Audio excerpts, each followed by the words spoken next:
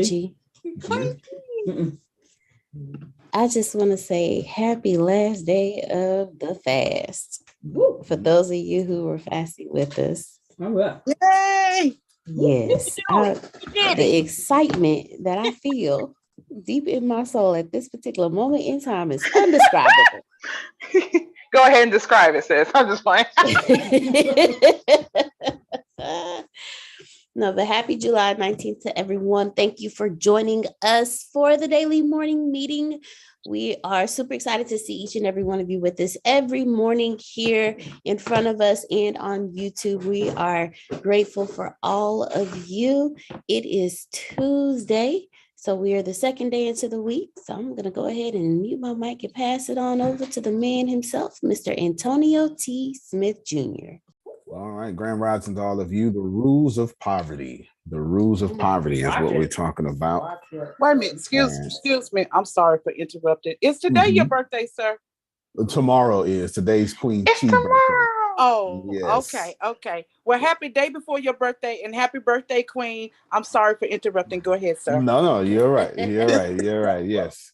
Queen Chi wanted to incarnate a day before me. So she did that specifically. Yeah, she following me around the universe, and that's what it is. But it is her birthday. Put your camera on so we can wish you happy birthday.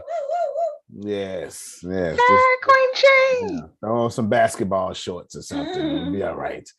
Yeah, right. Because you always want to trail me. Well, I guess she was born first. She was born 12 years first. She's 52 years old, y'all. I bet she say something now. Bet you she say something now. Bet you she say something now. Yeah. Because you always been trail me. Yeah. Y'all are funny. I'm so glad that we recording. All caps. All caps. Oh, she said your mama. Ooh. Fight words. You know. Yes, we're talking about the rules of poverty, but we want to wish Queen Chi a happy birthday for sure.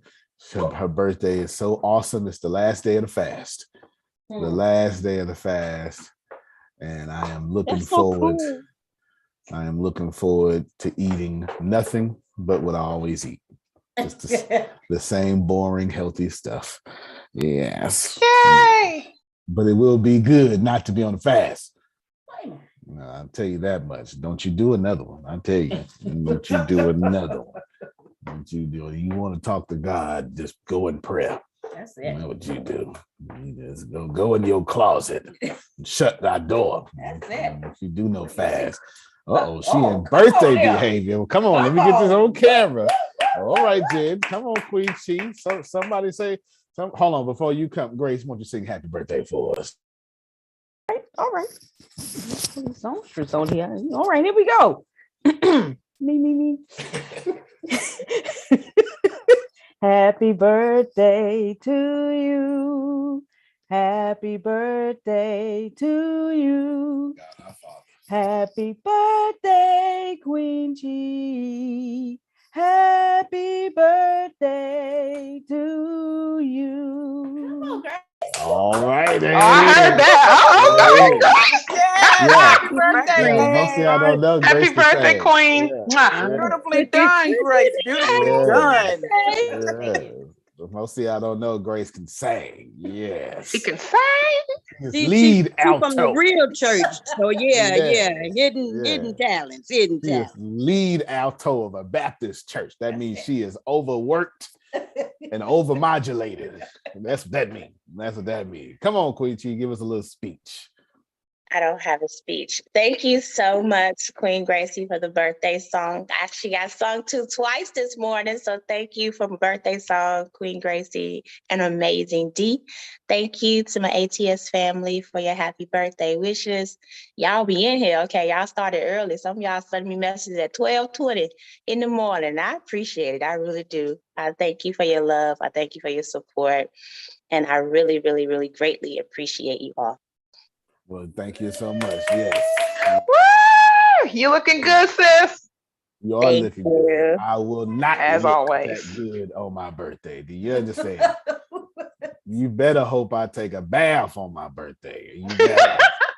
I got the exact opposite energy. The exact opposite energy. I ain't doing nothing. So hey, when it's your birthday, you can do whatever you want to do. That's your day. Yes. My real birthday is December 21st, by the way, but that's all right. Well, that's the day I really celebrate. Anywho, not my real birthday. The rules of poverty. Today is going to be Bishop. Yes, sir. Before you start, good morning. Mm-hmm. Morning. I want to say to Pinky, your face is shining.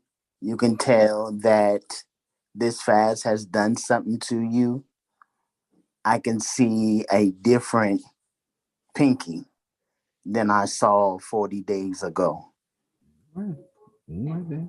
Okay, all right. Y'all clap for that. Okay. Thank you. Mm-hmm. Yeah, she is glowing. Give us a speech. And sir, I'm sorry. For you, for you to call for it, it had to be something that you needed along with the rest of us, but it shows in your face, it shows in your character. Now you can speak. Oh, wow. Thank you. I thank you. I thank y'all for following the call of Antonio and doing it as well, even though you didn't have to. That was awesome. I'm grateful. Thank you. Thank you, Prophet. Good. I guess all y'all got good energy on Queen Chee's birthday. I guess that's what it is. Maybe that's what it is. It's 111 degrees on her birthday. God bless. It'll be 112 on mine. So there you go. There you go. And we will have the meeting tomorrow. And what's else on Wednesday? It's all things tech. We would do both. Don't worry not. We would do both. And then after that, I will get me some day scotch. Yes, it won't take me long. It won't take me long, Jerome. Give me some day scotch. I sure will. The rules of poverty. You've never heard this before. And in my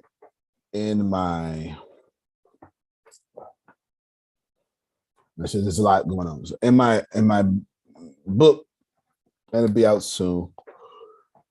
I had the movie to come out years before.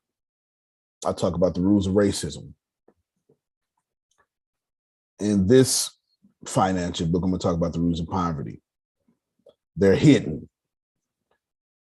They're right there. They are among you. They are controlling you. And make sure you hit up Melissa. I said it yesterday, but he was driving around. So we can have a meeting. The rules of poverty. They are 7 as I can see them. This is not in the book, but this is serious. The rule number 1 is keep people confused as what it takes to make money. By show of hands, voices, camera flicks, praise hands, as Phil's does, all those are actions, emoji hands. How many of you genuinely have felt or said recently, it is too hard to catch up with all this money? It's too hard. They make it way too hard to do this or that. Mm-hmm. Yep. I know you don't want to admit it because you're so esoteric, but we're not talking about your spirituality. Mm-hmm. We're talking about this system of oppression. Okay. So mm-hmm. I just want to say something right up in this space right there, all up in there. So, like, for real. Mm-hmm. Jesus Christ. They make it extremely difficult keeping you confused. However, there is a group called the ATS Fair enough. that is known for disrupting the frequencies. And with that in mind, I have constantly said, you won't beat me. Not ever again. So regardless of how difficult they have made it, it is not difficult to the point where I would say, no, I can't catch up. I don't say that anymore. No, that's Good. not for me. So I'm just being honest. That's real talk. No doubt. And I expected all y'all to say that because all of you are, a different class of people. So I definitely expect you to say that. I'm gonna come back to that in a second. Go ahead, Yolanda. Want to get her before they make her take her headphones off. Oh, I was just raising my hand because I was like, but I thought that was yes. wrong. I pushed the wrong button. Okay. My bad. But that's true though. That's all the way fact. It's true. It's true. They make it now. Just go back to what Sonia said. I know. I get it. I'm not telling you your limitation. This conversation. Let me help you out. All 7 of these rules have nothing to do with you. I'm exposing what's being done to you. I'm not talking about you. I'm not talking about what you allow, I'm not. This is under no circumstances. Now, all of you, please act like Sandra, be like, but I refuse. I get that. Please do that. Please keep that spirit. That's how you're going to get it. But they make it hard for you to make it and make it hard for you to keep it. And we don't have to disagree with this or think about this. Just the institution of the Federal Reserve in 1913 is all the proof you need. You don't need anything else. You don't need they've devalued your dollar. We can't even put a percentage on it. The percentage is it's something like 10 million %. They've devalued the dollar that much. Mr. Smith. Yes, sir. God bless Sandra. God bless her. But you got 6 more to go. And number 6 one more. says to me, because you've been telling me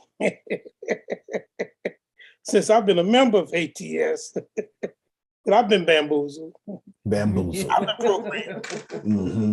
And the fact that I know that because you told that to me is not relevant, sir.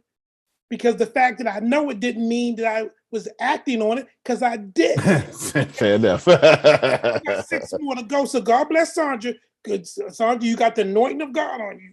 But Jerome ain't there yet, okay? So just because you got the knowledge don't mean you're going to act on it. And I just wanted to say it up front because I fall on the sword, okay? All right, I'm sorry. Fair enough. Jay-Z was talking funny. about that. Yeah, Jay-Z was talking about that not yesterday. I watched the interview with him and Kevin Hart yesterday on Heart to Heart on Peacock, which is on YouTube. And he was talking about how it's on the full episode, all 47 minutes. And it was amazing. It was amazing. And Jay-Z is my hero. Jay-Z is my hero for sure. And Stradivari just told me in private chat that today, right now, the euro and the US dollar are valued at the same. Wow. Right now. There you go. He said a lyric in the song, and his nephew Ty went and changed, and he didn't change. He was like, see, I knew what to do years before I actually did it, because doing something and knowing something are not the same thing, right? Or not the same thing.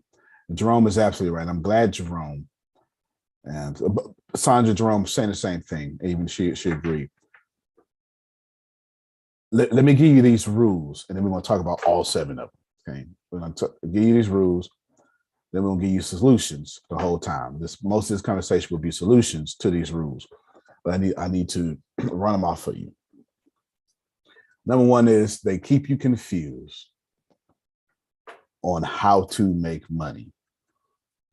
Number 2, they keep the positive results of money hidden from the masses. Doesn't matter who you are. They keep the positive result, change that for me, positive results and relationships of money hidden from the masses. Number 3, they do not allow the women and the children to be exempt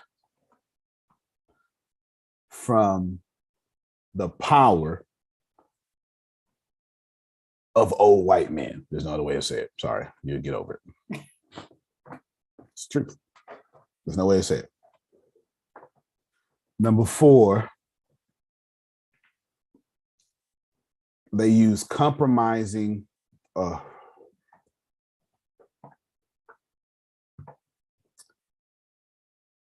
want to use compromising, Grace. Yeah, what was it? Collaborators. There we go. That's the word I'm looking for. They use compromising collaborators. They use compromising collaborators to maintain the status quo. Don't worry about it. We're gonna get there. We're gonna get there. The masses must always be controlled. That's number 5.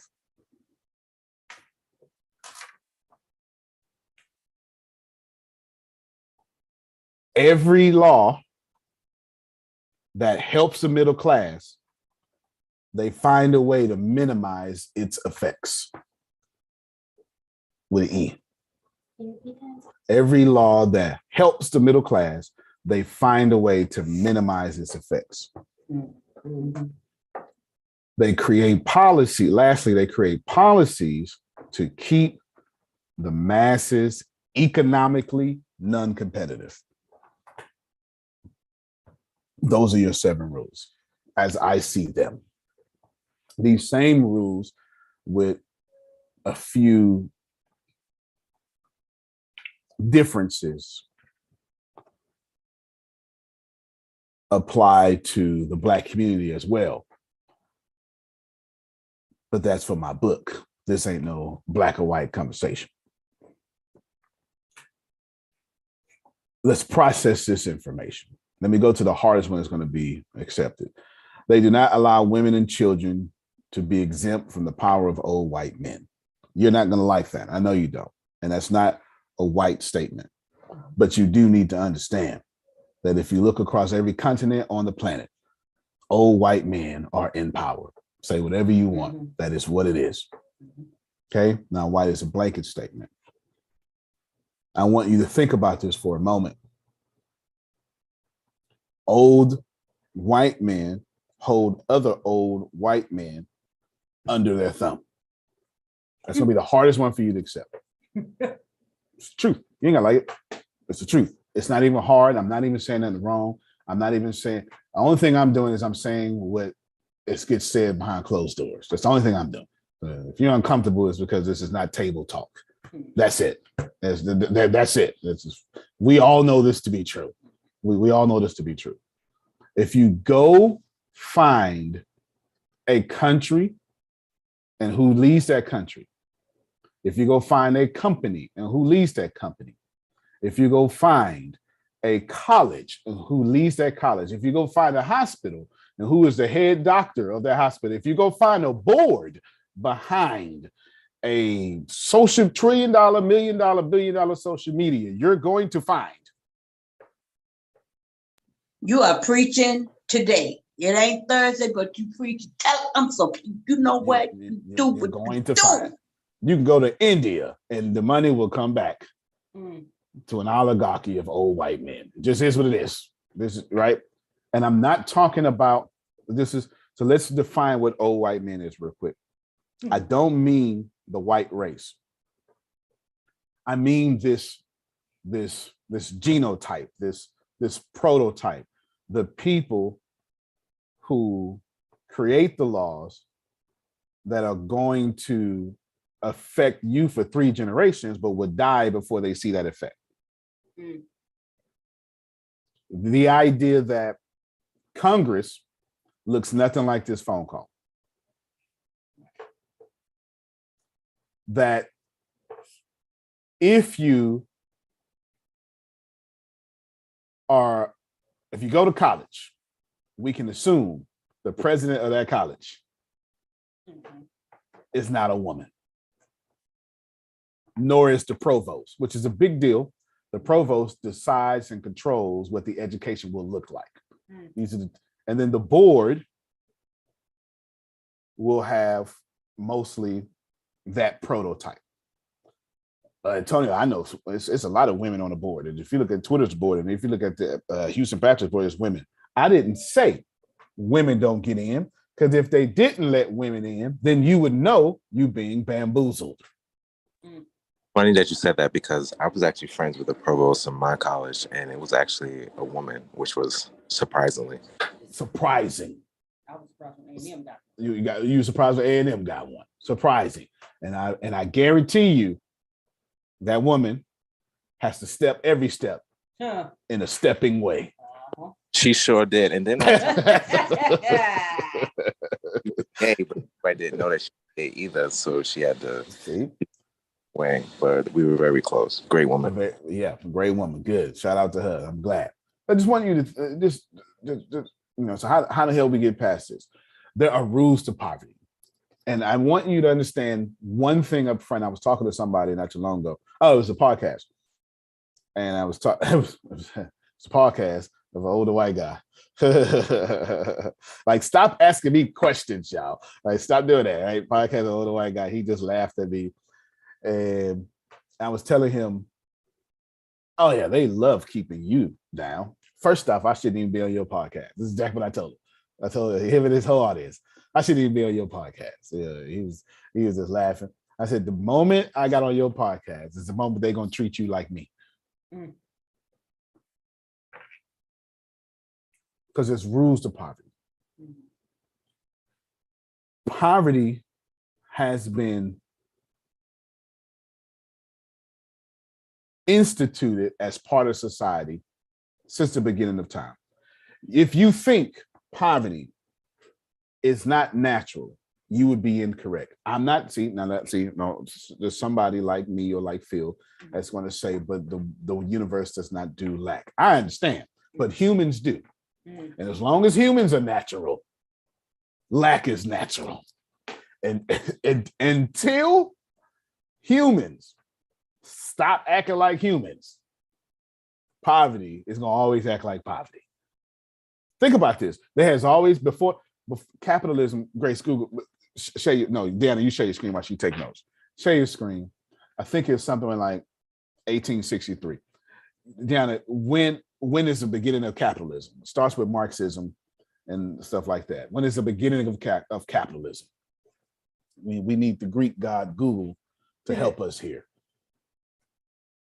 16th century. Okay, so I'm a few centuries behind. So 15th century, or 16th century. There you go. Modern capitalist theory is wait. Go back to it, because I see what they did. Modern, it's traced to the 18th century treatise. This is what I was talking about. That's 1700, but they got it going. I guess they've been all intelligent. Good, fine by me. There you go. Go ahead. You stop it now. So let's go with feudalism. That's the time of that's when feudalism starts morphing into something else. Feudalism is when Phil rode to the medieval times on his Cadillac horse,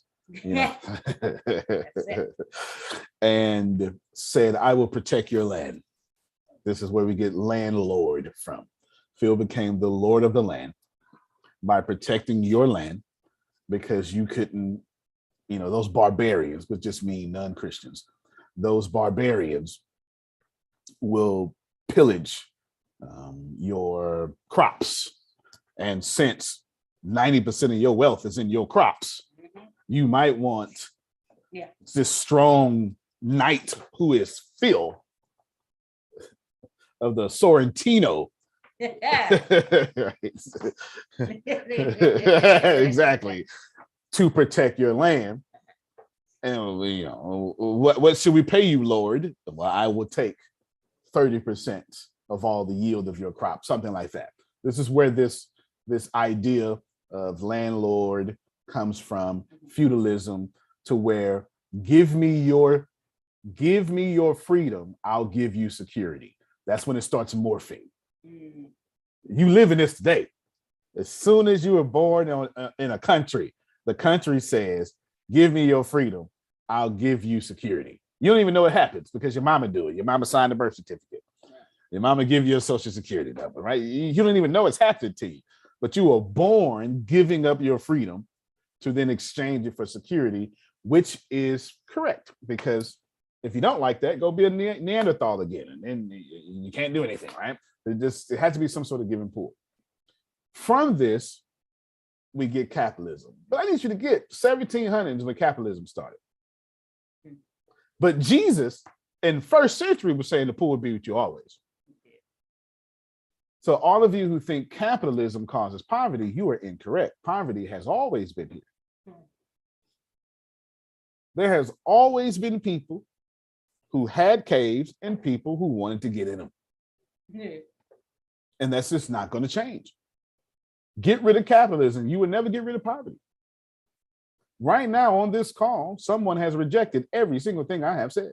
That's poverty. And there's nothing that Phil or Susan can connote about it. It's just going to be that way until they decide not to be that way. It's what it is. It's just, there is no difference. There is what it is. So understanding that capitalism does not create poverty. My thesis that I'm bringing to you is humans create poverty and have done it since humans been humaning. But through trial and error, the oligarchy that controls this thing have perfected poverty. Perfected poverty. Yes, through trial and error, not through intelligence. Let's try this work, let's do it again, this work, let's do it again, this work, let's do it again. And that is going to be very key for you, because a lot of you, whether you're probably not going to admit it out loud, but a lot of you think that you have to be smart to make money. You have to be smart to have your freedom. That to be financially free is to be some genius in finances. This is not true. Come on now. You breaking all kinds of icebergs. Yeah. I know you used to think it. I used to think there's no way y'all don't think this here. This is why I told somebody the other day. I told another podcast person the other day. I'm so glad for Donald Trump. I am, and it was another. I think it was an old white lady this time, right? I have no idea. I said I'm so glad for Donald Trump. Donald Trump. I was under the illusion at almost 40 years old that somehow we got talking about black and white. I'm not sure. And I was under the illusion that all white people were united. Donald Trump crashed that for me. And it was the best financial thing that ever happened to me. It was the best financial lesson I ever learned, watching my paradigm get shifted. Donald Trump, like everybody, this is what I said. I'm just tell you what I said on this podcast, because I stand by every word I say. I only say the things that I stand by. My brain works so fast. I just say, oh, yeah, I stand by this, and I do it in nanoseconds. They was afraid of a black president dividing the country, but the white person divided the country, right? You know, the white man did. Think about this for a moment. That was by design. And I'm not talking about presidents getting here and all that stuff, not the conspiracy theory. I'm talking about the idea that somebody like me went, well, he's gonna be here for 4 years, might as well benefit from it. And that's what I'm trying to get you to see. By design, somebody like me used your hatred, use your uncomfort. You don't want to talk about race? Good. I'm about to make money off of it. You don't like Trump? Good. I'm about to make money off it. Want America to be great again? Good. I'm about to make money off it. Somebody like me who knows how to be objective in every situation, who knows how to be with racists and be with liberals. profited off that entire situation. To think that I have a following in which people, you know how many people follow me who don't even like Black people? Or how many, this is the truth, this is the truth. Or how many women follow me who don't like men? Because they keep this hard, confused, so you can't make money. Your solution to number one is to master how to win friends and influence people. That book come up all the doggone time. No matter how much I try, the E-Myth is going to help you out for sure. They keep people confused as what it takes to make money. So Jerome says, Antonio, what does it take to make money? To be likable. And what's the second thing? Then to be excellent. Is there anything else? No, there's nothing else. There is nothing else. To be likable, and after you get liked, become excellent. You will be just fine. That is as simple as it. You can't make it more simple. Well, give me the steps. You don't need the steps if people like you. If people like you, you don't need to say. This is what they do. Ooh, Grace, here, come here. Let me pull you to the side. No, you ain't gotta do it for real. Let me pull you to the side. Don't do that. Let me show you what to do. If you're likable, they'll circumvent you around this. The steps are for everybody else. The steps are not for the. When Susan said to the kids, "Y'all go to bed," that was for them to go to bed, not for Susan. Right. Like when a winner establishes a rule, the winner don't follow the rules. Yeah. The rules exist for you to follow. I'm trying to keep you in a condition that benefits me. Uh-oh. Parents, you do it every day. You do it every day. Every day you write a rule. Right now they got rules for Adonia. Mm-hmm. They need Adonia, but they still got rules on them. Sure. So I guess they don't need you then. Wait a minute.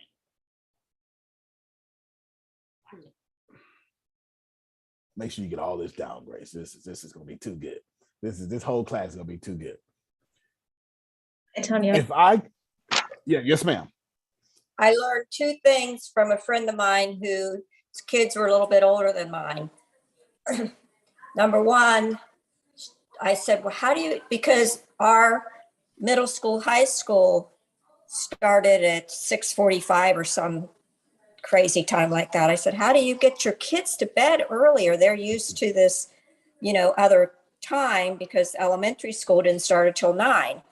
And it should have been reversed because the older kids need more sleep than the younger kids. But that's another story. So she said, don't worry, you won't have to do anything about it because they will be so tired that you'll see them sitting in their bed at 8 o'clock and falling asleep. And sure enough, that's what happened with my kids. And I said, but, I'm ironing their clothes all the time. And, I had everything ironed for the week. I'd iron on Sundays and sometimes have to iron a few things in between. She said, oh, you don't want to do that. Just take it out of the dryer, shake it, rub it a little bit with your hand, and they'll be good enough. And so those two things helped me with that time. Yeah. Thank God for help. Yeah. Because those kids who love her very much would have controlled her condition. And it's the parents' job to control the conditions. Yep. This is what it is. You don't gotta like it. This is what we do. Go ahead. And people like me understand this.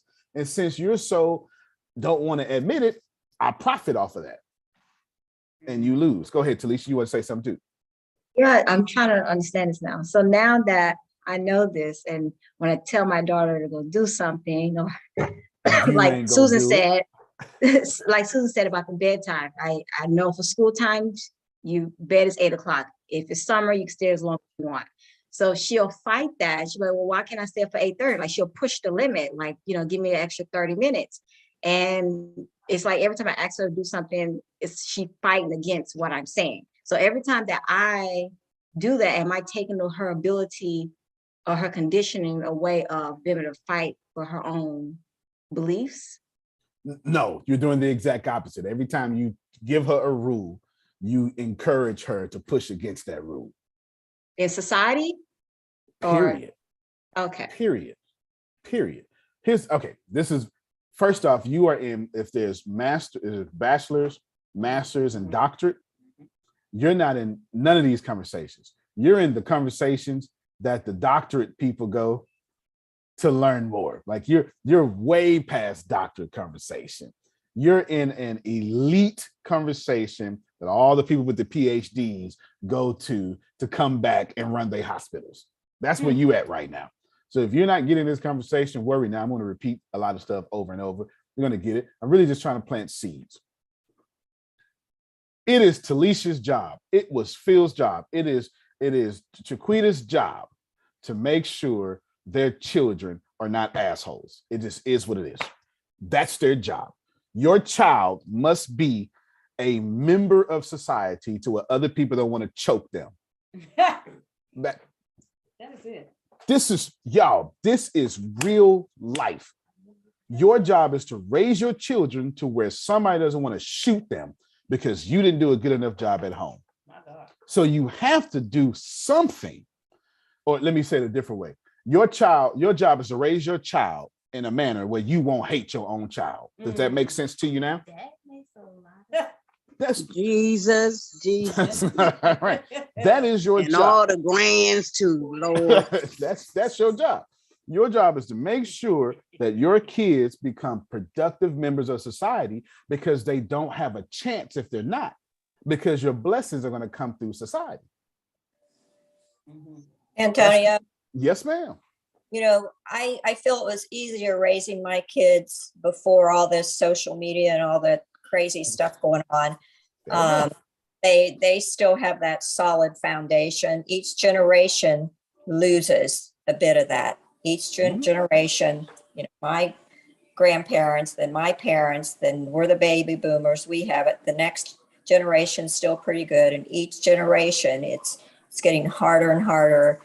And kids are, not being raised. And just like the school shootings and all the shootings that we have going on, those kids, most of the time, weren't raised properly. I don't know the whole history, but there's conflict in the home and all that kind of stuff going on. And then self-esteem is gone. They don't have any direction. And to the society we live in now, they turn to that kind of stuff. Absolutely. I completely agree. I completely agree. And that's a sound argument.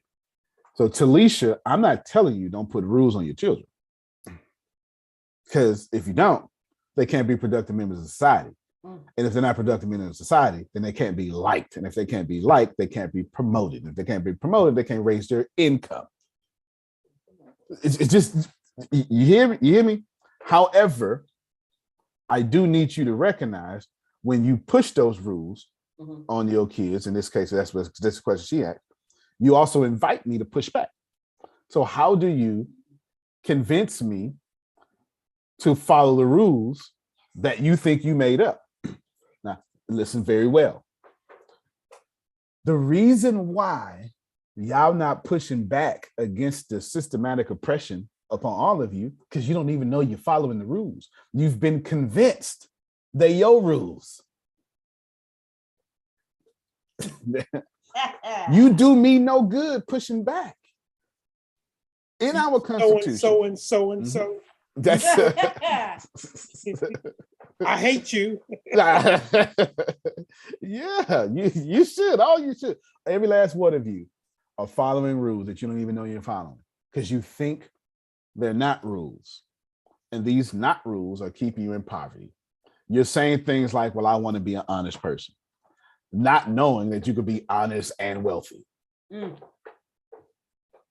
You stay away from uncomfortable conversations, not understanding it is only in uncomfortable conversations do you get massive wealth. Mm-hmm. So what happens is they started your financial slavery, but you keep it going. And you pass it to your children. Why? Because rule number one, they keep people confused as what it takes to make money. Why on planet Earth do any of you think having a job is what it takes to make money? Because if you were born in 1850, you wouldn't think that way. That is simple. That is simple. You would have a trade, and then you would exchange that trade for somebody who has more than you. You would not have a job. I'm not saying job is bad. I'm saying you're so confused on what it takes to have money. But Antonio, I was told to go to school and get a job and go out there and work for 20 years, 30 years, 40 years, and then I'll be successful. Well, I did that. Guess what? I'm broke. Eeny, meeny, miny, mo. That all fits to y'all. You know what I'm saying? Yeah. I was told to go to school. This is what I'm talking about, following rules that you don't even know you're following. I was told to go to school, get a good job. Every last one of you who went to school and got a good job, you're still on that damn job today, and you don't want to be. I'm on a different job, but I'm on a job and I don't want to be. I was told that same thing, Jerome. Exactly. You're following rules, but they're not rules to you. Let me tell you what they are. This is you telling yourself, got to be responsible. Yeah. Oh my God. Do you understand how much power I have over you when your thought process is, I don't want to look irresponsible? The things that I can make you do. Let me tell you what irresponsible looks like. Making a light bulb 2,000 times. Say it again, Sandra. The puppet on a string. The puppet on the string, no doubt. Well, that's responsible. Making a light bulb 2,000 times and failing. And every time Phil come in and Phil says, what the hell are you doing? Why you keep doing this same thing? It's never going to work. Phil's being responsible. The guy making the light bulb, Thomas Edison, right, is not being responsible. He's being irresponsible with his time. Yeah, I don't want to play with me. Oh, okay. Yeah, You don't want to play with me. Yeah. He's being irresponsible with his. Why would you do something? God is clearly trying to tell you, Tom, that this is never going to work. No. Michael Jordan, you got cut. God is clearly trying to tell you, go somewhere else, Michael Jordan. Be thankful for your closed doors, Michael Jordan. God is clearly trying to tell you, Michael Jordan, that you're the most talented person in the NBA who could never win a championship, Michael Jordan. God is clearly telling you, Kobe Bryant, nobody likes you anymore. You've been accused of rape. You had to make up with your wife, and then your teammates don't like you. God is clearly trying to tell you this basketball thing is not for you. To be wealthy is to be irresponsible. To be responsible is Job's best friends, Bildad, Eliphaz, and Zophar saying, Job, something wrong with you. Now, I don't know what you talking about, but I'm looking at your harvest. Oh, yeah, I don't want to play with me. I'm looking at your harvest, Job. And God is just trying to tell me to tell you. To be responsible is to be in poverty. To be realistic is to follow the rules. To not want to look stupid is to stay in your poverty condition. How many of you, like Grace, you can't stand looking stupid? Don't you sit up here and be holy on me right now.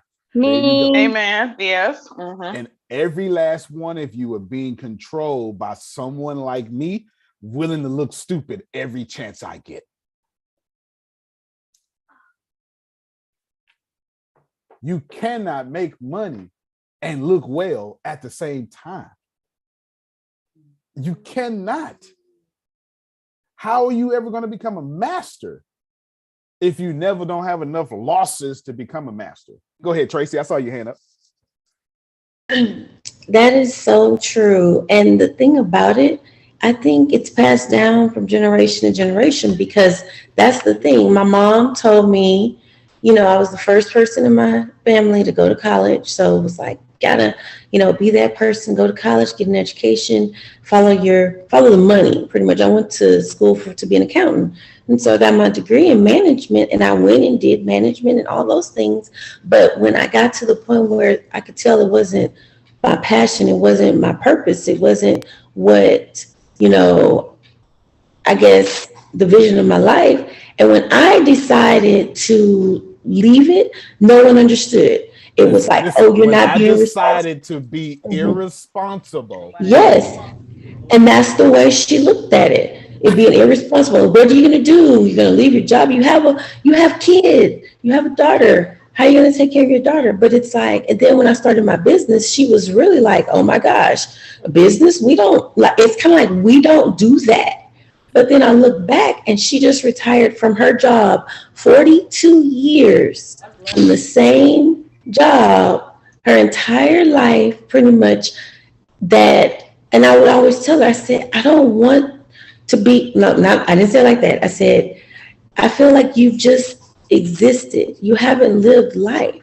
Because she, wanted to be responsible, take care of the kids, put everything to the side. And she never did anything outside of work.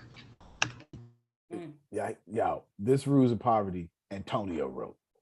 This is what I see. You hear me? And she's absolutely right.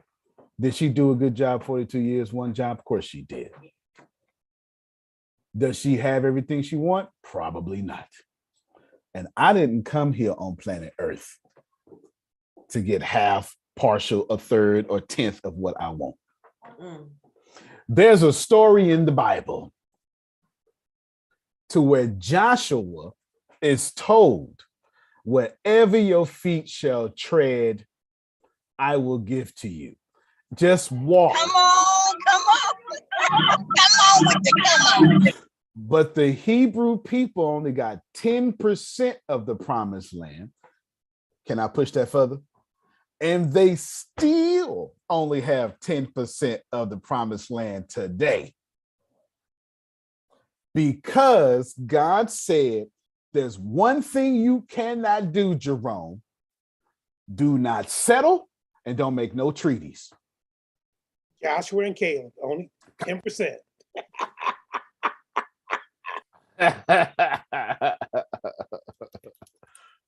I'm telling you, this is the exact truth. And what happened is Queen Chi was in power. And she was like, woo, them folk got God over there.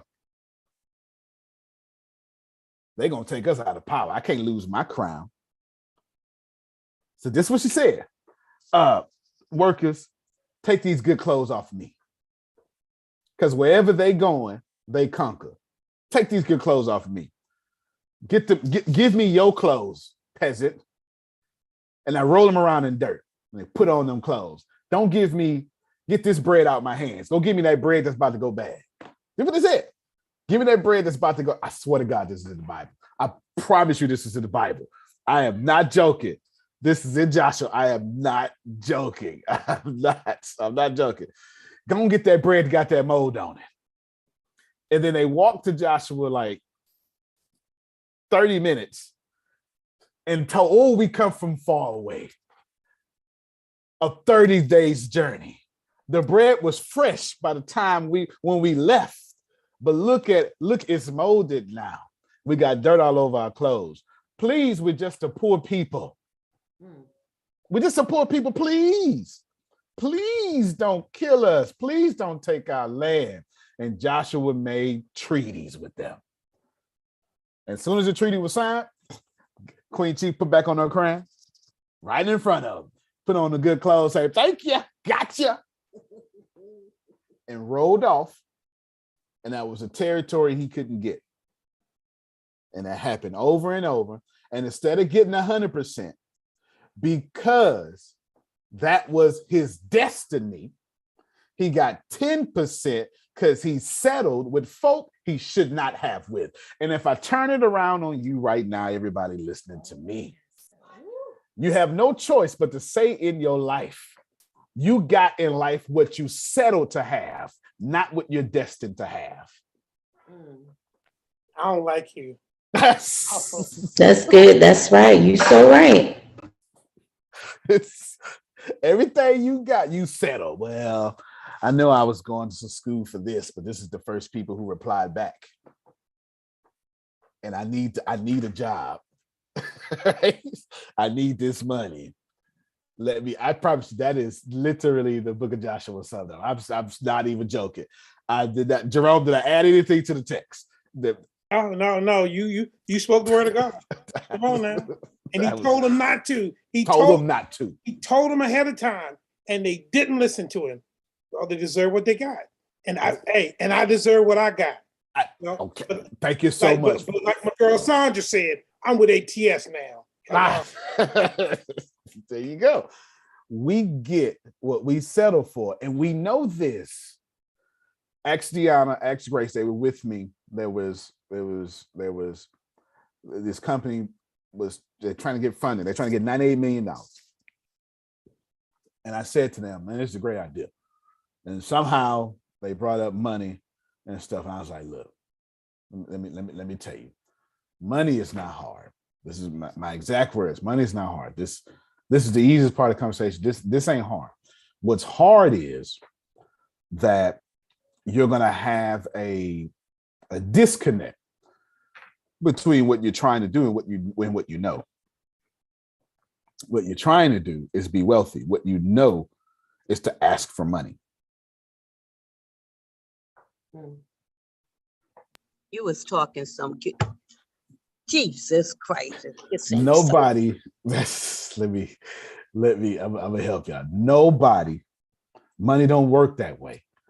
And oh my God, I get it, but I'm telling you all, every single thing you know about money just doesn't work that way. And I'm not talking about you. I'm not talking about your ignorance. I'm not talking about none of that stuff. I'm trying to tell you, let me show y'all. We're going to let's go to a billionaire. Let's do this real quick. Just in conversation, information that you've started to put out, right? Yeah, There's been a significant just change in person. Even that, if you look back to Reasonable Doubt, listen, even the songs that were more braggadocious and out there and about money were really more so directed at the system in America. Mm-hmm. You put us in these situations and you handcuffed us, and you put it behind our back, and we still made our way. You guys took the music, took the drums, we beat on the table. Mm-hmm.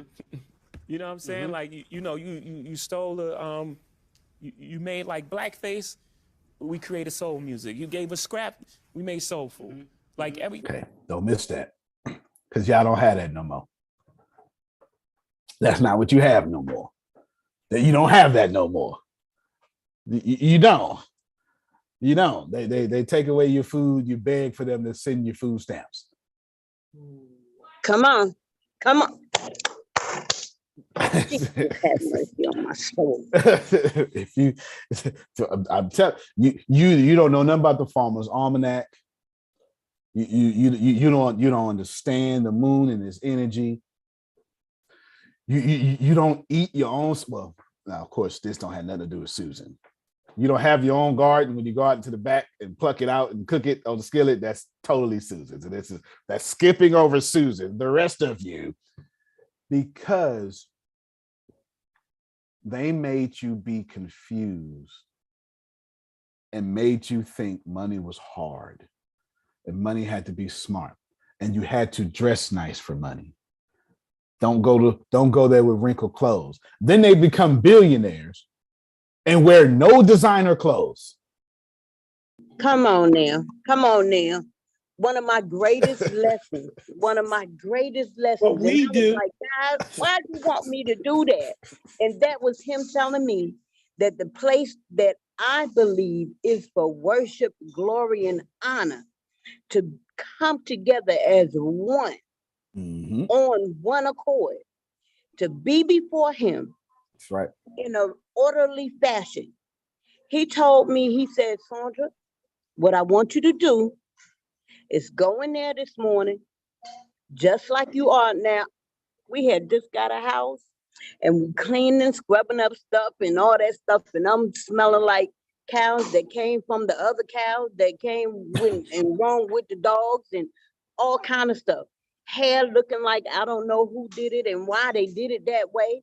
All kind of stuff. And God said, I don't care. I want you to go in there just like you are. And I was like, what? Now, remember, I was brought up as a Jehovah's Witness. Before I became a Jehovah's Witness, we were always dressed pristine. Now, I go in there because this makes no sense to me, but I have to do what God tells me to do. I go in there, boy, the looks, the feeling that comes with that is that you're out of order. You're supposed to do according to what the standards have been set up for you. But each organization that comes under religion or any other sector that puts any rules in place have come from the upper of where they say, as far as theologians are concerned, you have to follow this. There is a mandate on them that they have to follow, even as being a church. It doesn't matter. From any institution that you think is an institution, it's an institution for a reason. Fair enough. Come down from the top. Oh my God. You know what? I love you. That's enough. 100%, 100%. Amanda, it don't take all day to make money. The faster y'all get in your head, it don't take all day to make money. It's the faster you'll stop taking all day to make money. But you know what you need to make money? Relationships. But you know what you're taught in the middle class? You don't need relationships, you need God. That part. I ain't Lucy said, I ought to whoop you, not listening to me. I know. I keep interrupting. I know I do. But this is one of the best churches I've ever attended. You heard me. Woo, this is one of the best church services I've ever been in. You heard me. What church you go to? Business school. Listen. Business school. Yeah. Right. But you know what, Antonio? Yes, ma'am. This is what abuse is about. Because it teaches you to shut up. Stop talking. Don't be sharing no love. Love calls for association. That is what it calls for. Yep, love one another as you love yourself. Love thy neighbor as you love yourself. But abuse says, we ain't having all that. Shut all that down. And whatever creates love, it has to be stopped. Wherever the seed of love is, it has to be silenced because it creates relationships. Not just any relationship, it creates buildable relationships. Not just buildable relationships, it creates the relationships that edify one another to get and to do what thus says God for the kingdom build. Okay, I'm gonna shut up. No, you good. You good. You good. Go ahead, Yolanda. One of the things that came to mind while that was being said was, and the Bible says, faith without works is dead. So we can believe in with the business. If you ain't putting no work to it, making no connection, it's dead. You're breaking up on us, Yolanda. All day long, but you ain't putting no work to it. And hot out. Can you hear me better now? Yeah, we got you. Go ahead. Okay. So faith without works is dead. And not only that, like that community group, the economic community, like you said, or whatnot, if we don't have the faith in one another as well, it's dead if we're not putting no work into it. If we're not asking, and like that just thought to me when I asked Arshia yesterday, Arshia, you're gonna be, interview, like I want to interview you and stuff, and I got you on my list. And she was like, it's good that you're reaching out and asking people rather than waiting for people to say something. And then not only that, you talk about community and group economics and stuff, what we're getting into or whatnot, just like it taught us in church. I pray for you, you pray for me, I love you. We all need each other to survive. Like for real, that's what we're supposed to be doing. But we so stuck in that mindset, like me having to pull myself out, God gonna do it, God gonna do it. God waiting on you to move. Yeah. So you can show your faith. Yeah, listen, she absolutely right. She said probably the best thing on the phone call right now. You're genuinely middle class. So I moved on to number 2 if y'all didn't know it. They keep positive results in relationships hidden, or they keep the positive results in relationships and money hidden from the masses. Jerome, they're going to tell Jerome right now, I got you next, Arshia. They're going to tell Jerome right now, just trust in the Lord. They wait, Jerome. That's part of the battle. Here's the deal. The same people telling you trust in the Lord, Queen Chi, they taking money through donations from people, not the Lord. You're not even paying attention how your church actually makes money. God did not show up in your church and give money. The relationships with the pulpit and the congregation gave money. Y'all didn't like that. Well, I came here. And Antonio, say, yeah. And when I talk to folks about ATS or anything affiliated with ATS, oh, that's that prosperity doctrine. That ain't what's in the Bible. And I said, shut up, Jerome. Yep. They not ready. You got work. You stay away from them. Stay away from them. Come on now. And I see him every Sunday. Every Sunday. In the same struggling situation. The whole Bible is prosperity, number 1. Number 2, God is love. That's prosperity. That's number 2. Number 3, the only people who say, oof, that's prosperity, are people who genuinely stay away from prosperity. They genuinely reject prosperity every chance they get. But Antonio, I don't mind receiving what they got to say, but the problem is when I look on the other side of the equal sign, I'm broke. Exactly. So if what you saying is true, then why does it equal broke for me? Because I've been doing that before, and I said, wait a minute, and then I look at ATS, and I'm going, but wait a minute. When I look on the other side of Antonio's equal sign, I don't see broke. So wait a minute, what's that Antonio talking about? But what he's talking about is different than what I've been programmed. And guess what? That programming is there. It is real. Oh, it's real. It's real. I watched Phil. Give me that video, Phil. Which one? Y'all, give me that video Phil played yesterday. Send me that link. Share the screen. I watched Phil. I had to take a phone call towards the end, but I watched Phil play a video before the email book. And I said, he got Antonio talking to y'all. Well, I said, I leaned over to Grace. The man started off by saying, yeah, you're not going to like me. Oh, okay. Okay. Okay, that makes sense. Because in order to shift your paradigm, you're going to hate me. Not that I'm making you hate me. That's the natural reaction to shifting your paradigm. Boom. Grown people don't like new information. This is what it is. Go ahead. That's right. That's right. Yeah. Grown people hate new information. Don't worry about it. That damn Yolanda, though, she be saying some good stuff. She be and then she be getting off. So me and Grace were talking about this yesterday, and we were just talking about you don't have to have the highest skill set or these degrees in order to get in the door. You just have to humble yourself, serve others.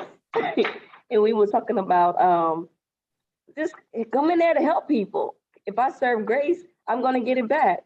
Like I told somebody, just by you asking, I'm going to give you all of my skill set, all those degrees that I went to school for. I'm handing it over to you because I'm serving you.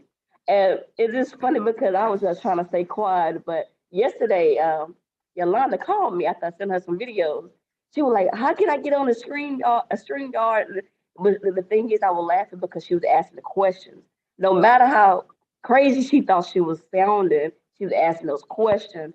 So sometimes we have to get out of our own way and say, well, I don't want to ask this question because maybe I answered this question already. I might look stupid, or I should have already knew this. But you get it out of your way and say, look, I need help in this area. Can you help me in this area? Can you, and I can help you in this area, and we can move forward faster. So it was just funny because me and Grace were talking about that yesterday. You don't have to know it all.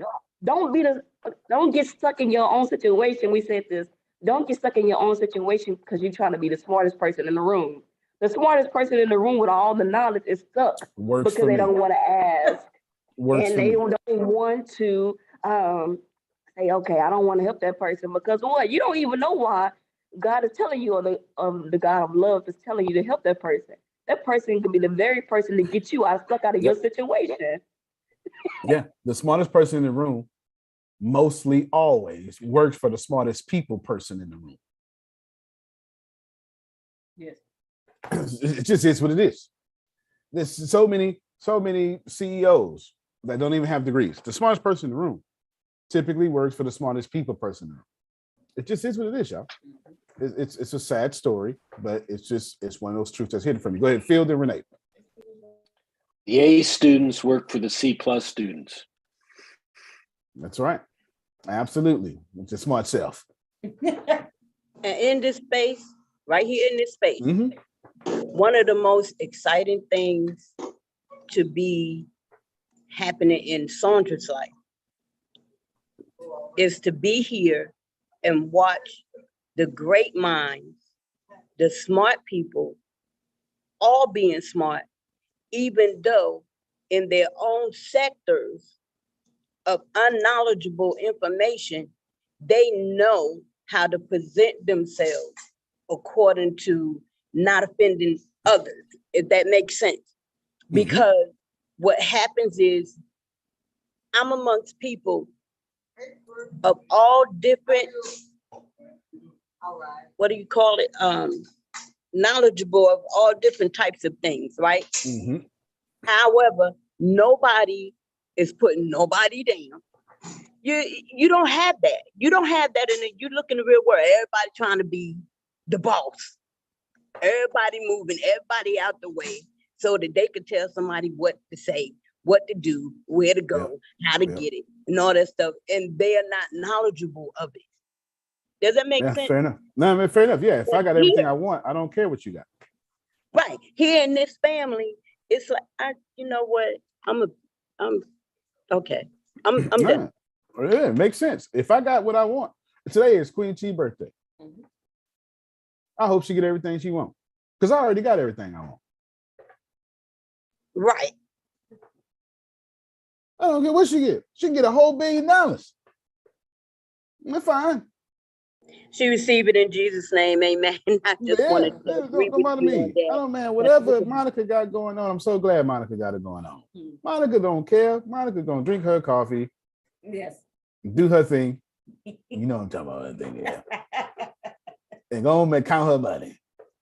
This is important, y'all. You have to know that. Wait till I get to number 3. Go ahead, Renee. Number 3, watch. Yeah, I'm on my second espresso right now. Drink her coffee, do her Austin thing, with the left hand. That's it.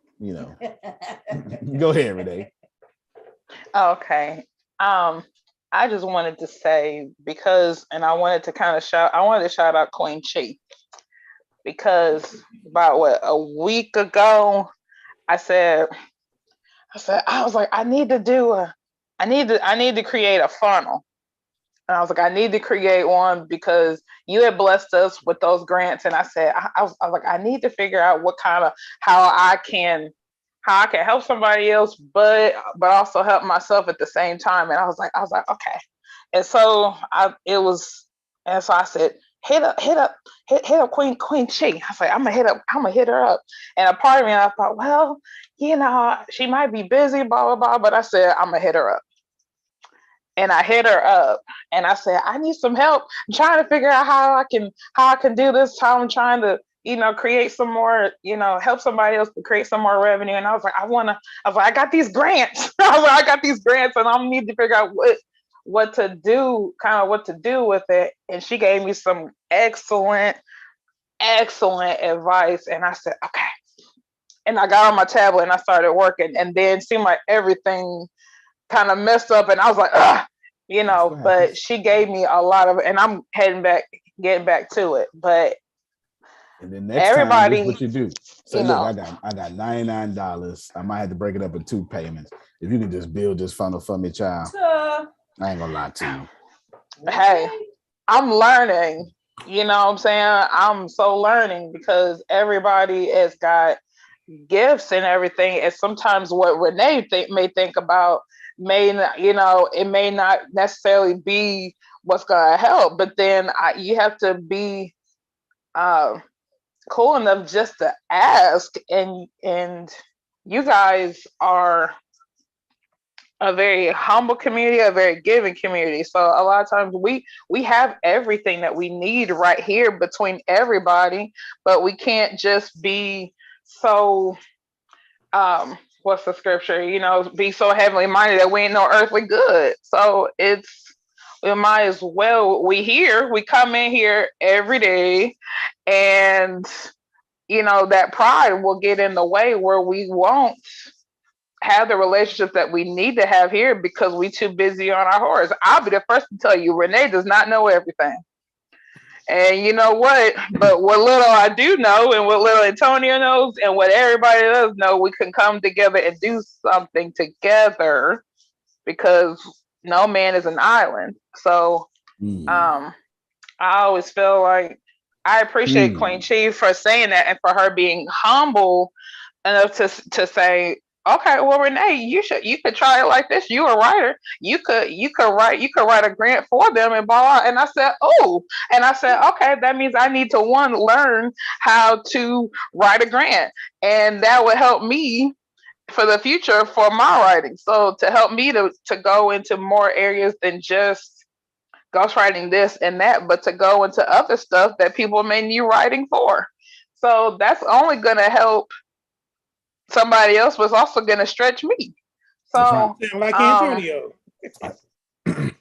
That's I mean, hey, we might as well, but we can't be so high and mighty to where we don't ask. So I appreciate Queen Chief for being like, her not saying, Renee, I ain't got no time right now. I'm too busy over here taking over the world, because I know she's an international sensation. So I mean, she could have easily said, and I would have been like, but it takes something.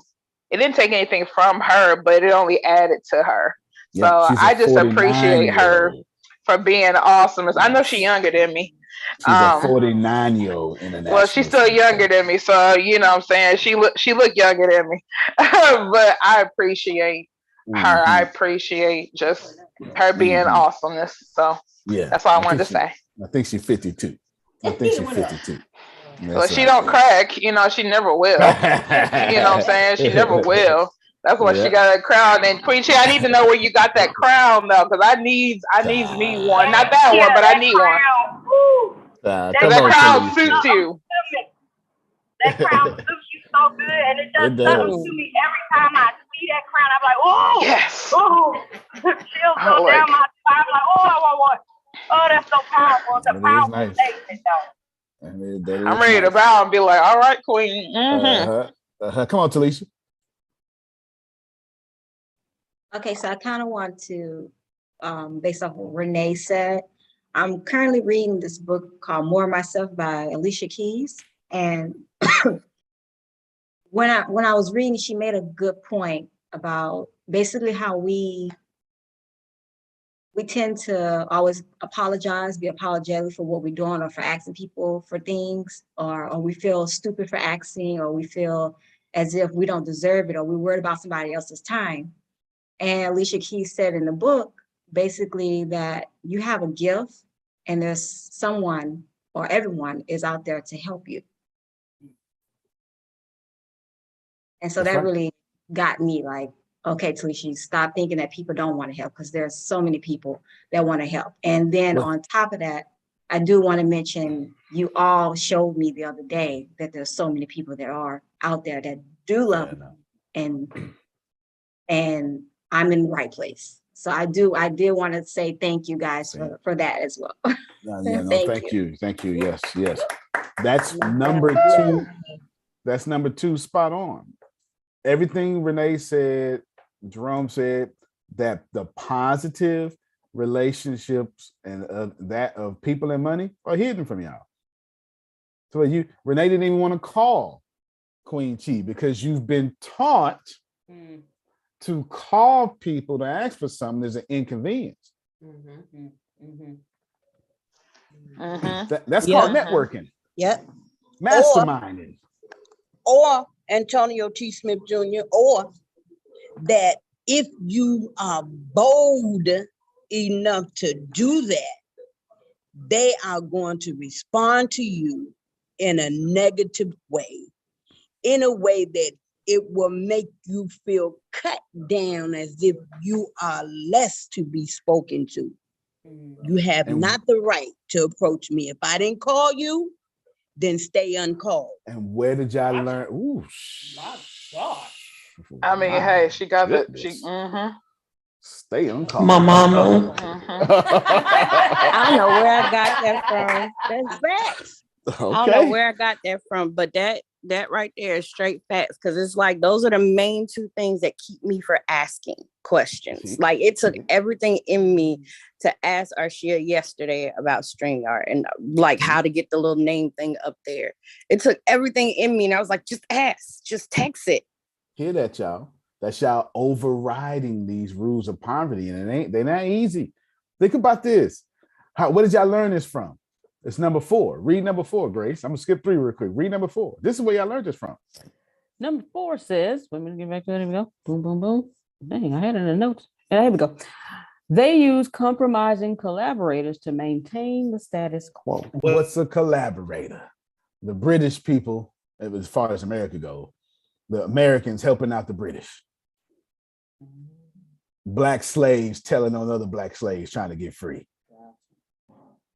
This is a collaborator, is somebody upholding the status quo. And y'all learned all this stuff from somebody else who couldn't make it, who start collaborating so nobody else make it. Antonio, can I add something? Come on. Okay, so I'm gonna tell a brief story. Basically, we also use that same method when it comes to our business of not asking. And I'm going to be the first one to give y'all this example. However you do your money personally, it's how your business behaves personally. I'm going to give y'all an example of where I knew that I was doing this at. I had signed for this program maybe a year ago, on helping me. No, actually, it was actually after Queen Chi did her thing, and it expired me to do what I was supposed to do. So I signed up for this platform to be able to create my courses, because now I have to start from scratch. I lost all my stuff.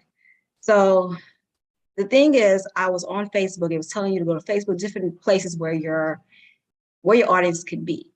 And so I went on there and I looked at it and I was like, no, this is going to be too hard, or no, they're not going to respond to me a certain way. No, nobody's going to be interested in what I'm trying to sell, like all of these things. And then I had to tell myself, Talisha, shut up. Just do it.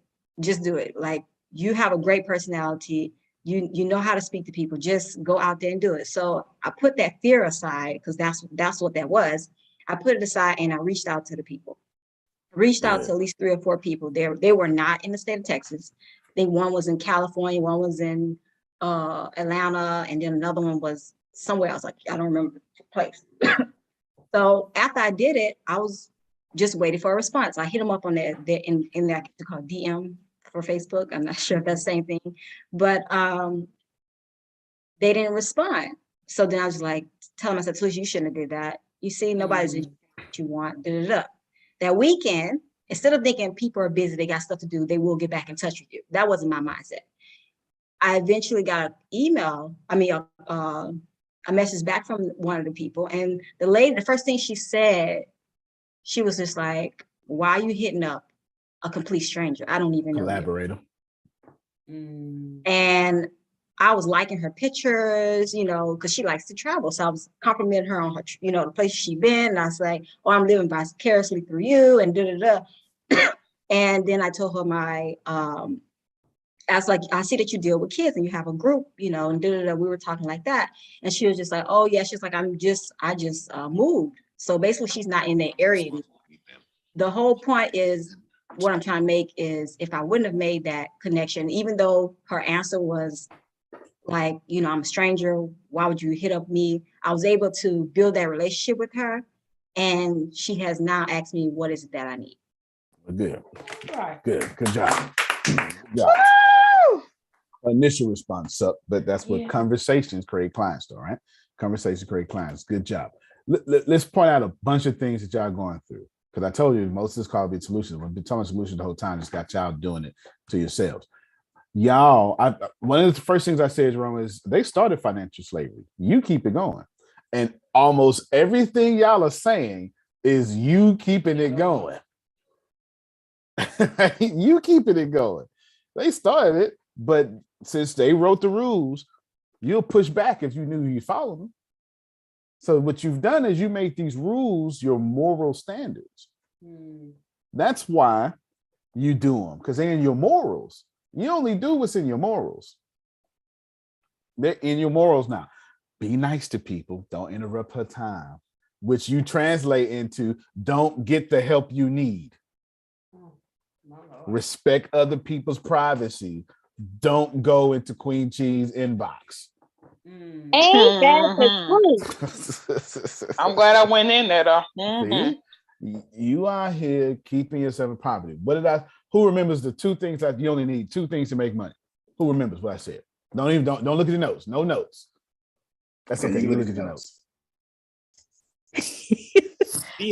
Building relationships with others. Building, you need systems, you need serve people, and oh gosh, I missed it. That's millionaire. And have a product. So you did good. You did good. Yeah, he went to my millionaire stuff. Yes, absolutely. To make any kind of money, you need to be likable, you need to be excellent. After you become liked, you got to become excellent. Why? Because the market only rewards excellence. Does that mean you need to be the best? No, you need to be excellent. You need to be, whatever you're doing, you need to be excellent at. You need to give your excellence and become excellent. So when the people who look at you, they're going to look at you and say, well, you're excellent clearly at what you do. Let me give you my money. Because nobody gives their money. Nobody pays for things that are not excellent. Right. When it's something that's not excellent, we don't pay for that. We have another word for that. It's donate. We donate to that. And you know how hard it is to get people to donate stuff? Become a past NC. Number 3. I'm going back to number 3. Number 3, they do not allow women and children to be exempt from the power of old white men. This is what I said. Now think about this. Antonio, why would you say that, Antonio? That's wrong. The emphasis is not on the old white man. That was just a group of people. The emphasis is on the women and children. I want all of you to think about your mother, your father, your grandpa, your grandmother, whoever raised you. Mm-hmm. Please tell me on average, forget average, on more than average, who did all the discipline in the house? I'll wait. My mama, but it was just her anyway. Mama. So what you're telling me is the woman passes down the knowledge to the children. Everybody here said that. Therefore, I'm going to keep hidden from the women how to make the real money, because they're going to pass it down to the children and replace me. I need a towel. Why you think white women didn't get the chance to vote until after? Y'all not paying attention, man. No. Y'all not paying attention. No. You're not paying attention. Women are oppressed all over the world, even in wealthy countries. Wow. Everywhere there is a woman president or leader, depending on what they call During the COVID outbreak, Oh yeah. that country was just fine. Yep. You look it up yourself. Yep. Look it up yourself. That country was just fine. Look it up yourself. This is vital.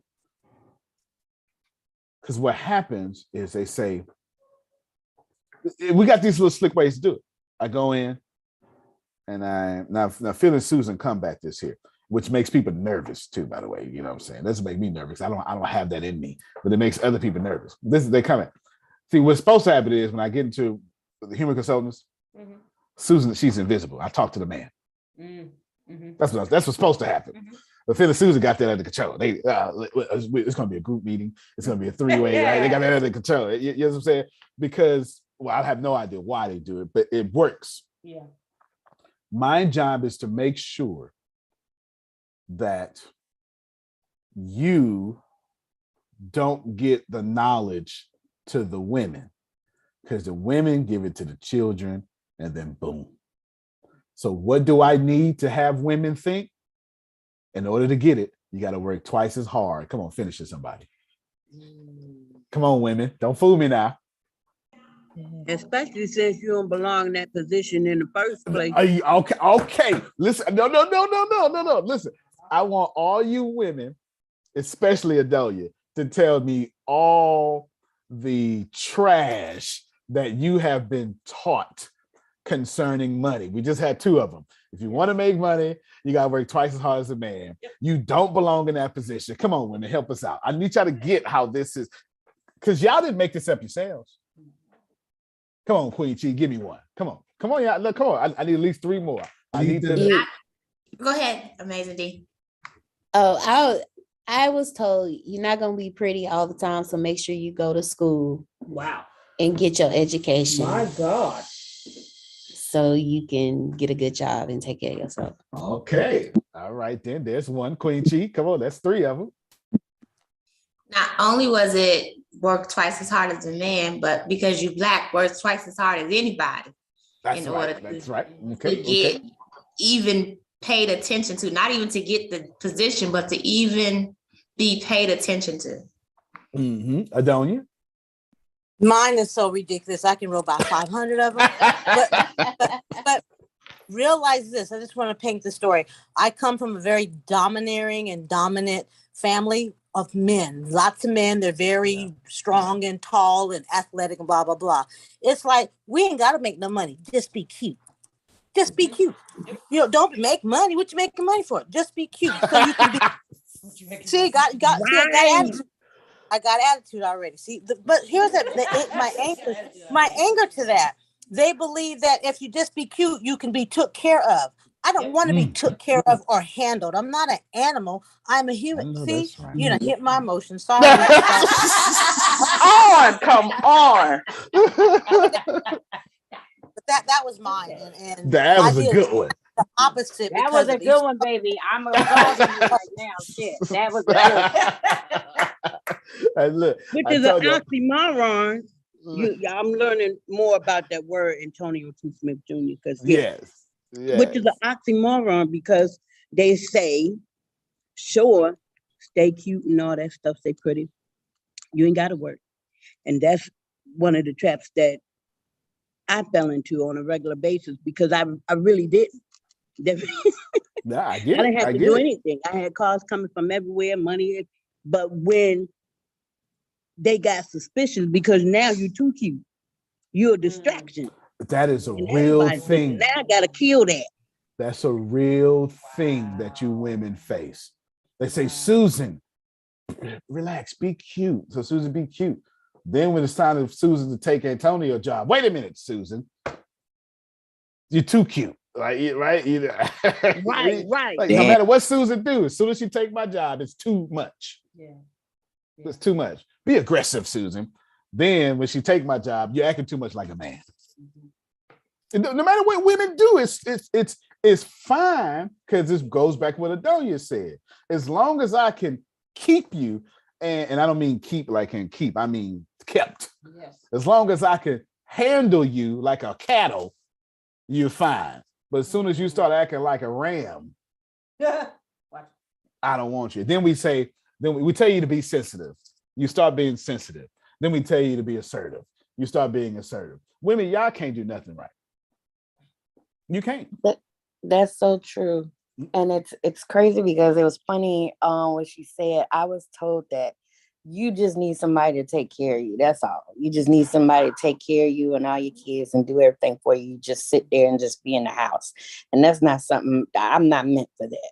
My mouth is not meant for that. My mind is not meant for that. Because that, no. And then the other thing behind that is that you get women who do that too to you when you're in a certain position. And Women it's like, wait a minute, queen, evil. we both queens. Why are we, Yep. why are you, because I'm in this position, you think I should be down there with you. Right. No, you come up here with me.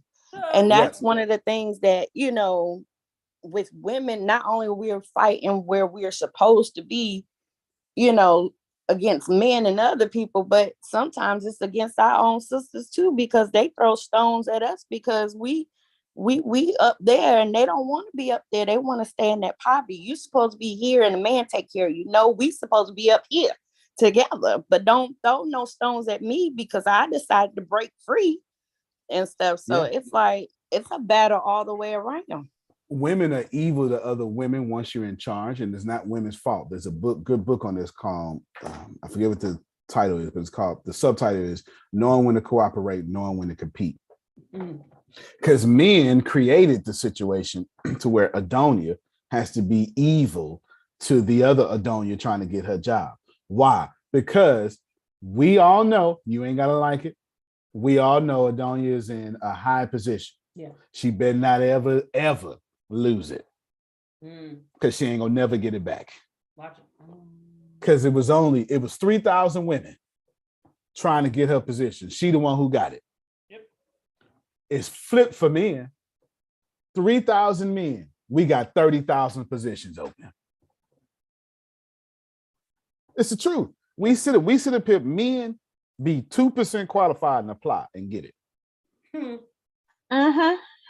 Women got to have every box checked. So it's not that women are catty, or because that's what we're gonna say. No, it's we create the condition because again, that prototype controls the job, and I don't want too many women right there. So all you women compete, may the best one win. And then y'all wonder why you can't be professional with other women at your job. That same book says this here. It's the same books interviewed college professors with PhDs, male and women. And the men were so secure in their job because it was, hard for them to get fired. They would walk into class and say, oh, everybody just call me John. But the women couldn't do that. You're going to call me doctor. You're going to call me Dr. Grace Sandals. We will have respect in here. And it seems as if that woman is insecure and the man is secure. No, that's not the case. That woman can't never relax, not in the teacher's lounge, not in the class, just not period. Because we keep, number 3, we keep the truth about money hidden from women. Because women gonna pass it to the children. And once you got a bunch of smart women and a bunch of smart children, the status quo is upheaved. And now all of a sudden, I got to write new laws to keep my position protected. Number 5, the masses will always be under control. I don't even have to explain this. This ain't going to take long at all. As soon as I want a law passed, I'm going to confuse y'all with something. School shooting, black and white shooting, gas prices.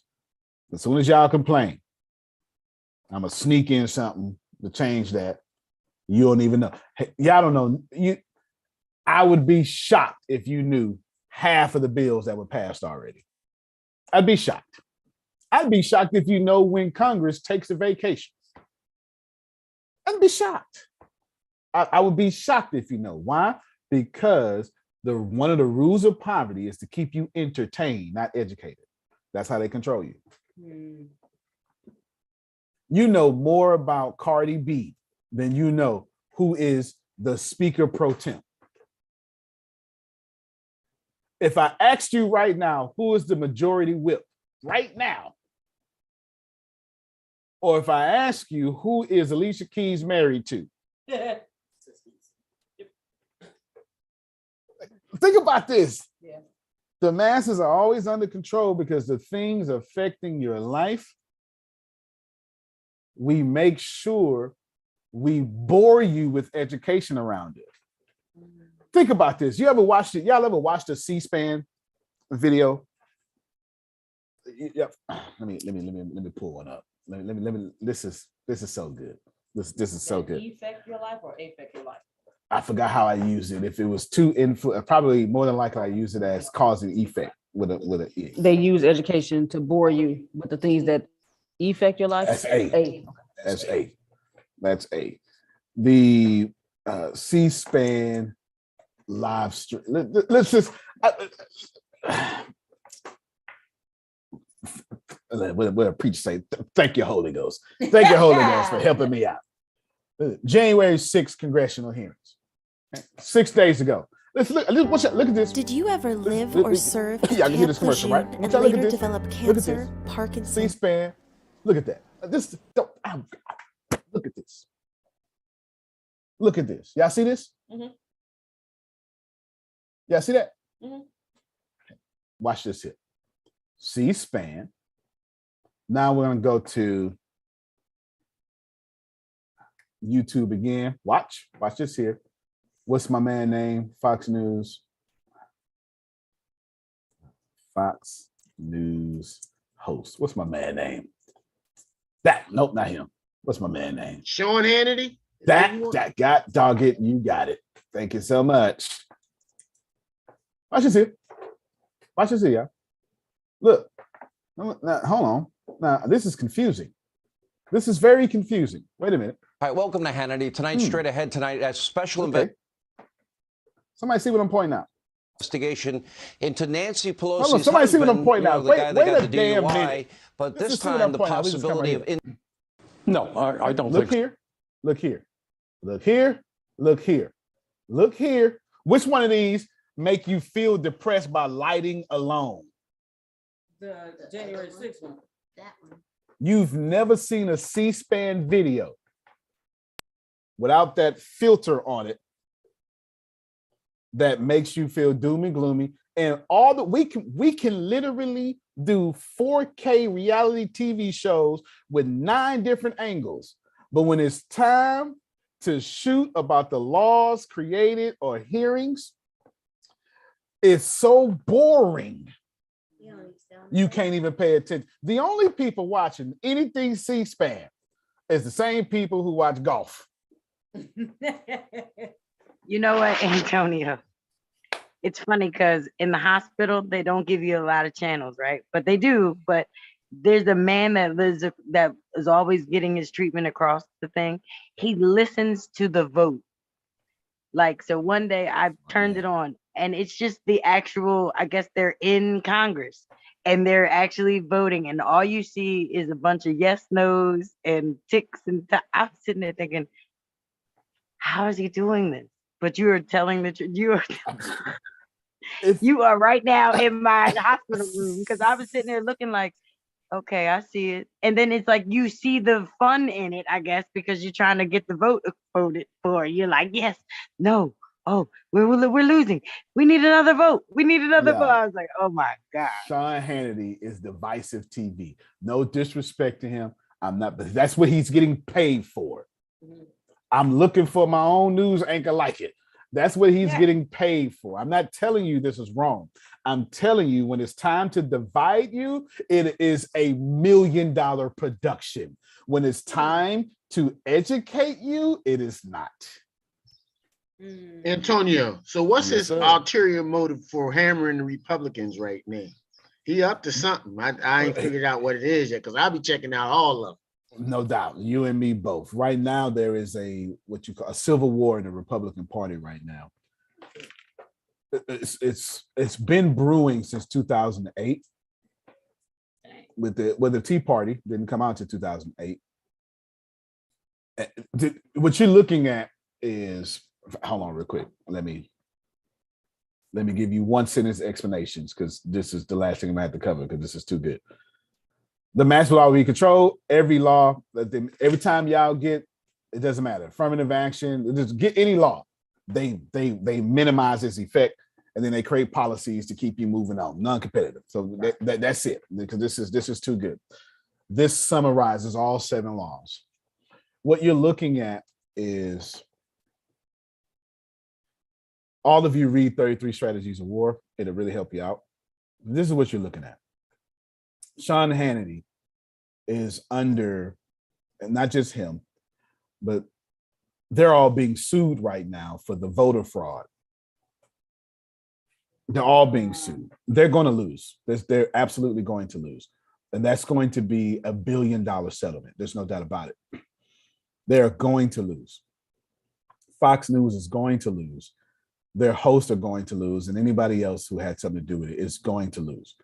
There's too much evidence, but you can't hide behind free speech and then cost a company billions of dollars. You can't do that. You can't do that. So it's going to be a defamation lawsuit, which is easier to win than a criminal one. So what you have going on right now is a war in the Republican Party, because the Republican Party is Republican no longer means Republican. You're looking at a shift right now. And let's keep in mind that Lincoln was Republican. I'm not sure if y'all know that. Yeah. However, the Republican Party in those days were actually the Liberal Party. Yeah, okay. So every time, someone says, well, Republicans freed the slaves. No, that was liberals that freed the slaves. Yeah. It was just the Liberal Party was the Republican Party at the time. Yeah, I just gotta read books or something, or listen to me. One or the other. All right, one or the other. You have a civil war happening that's been since 2008. So what is that? 14 years in the making. Now what you're looking at is who is going to control the seats moving forward. This is the problem. What they're also telling you is how bad of a job Biden is doing, which is, it's just not true. I'm not telling you he's doing a good job, because I don't care about any president. Right. But I am going to tell you it's just not true. You will see the results of Biden 3 years into the next presidency, because that's how it works. What you're looking at, that's just how it works. It's just how it works. What you're looking at is every president got to deal with 3 years of the last president. Right. You're looking at the last 3 years of Trump.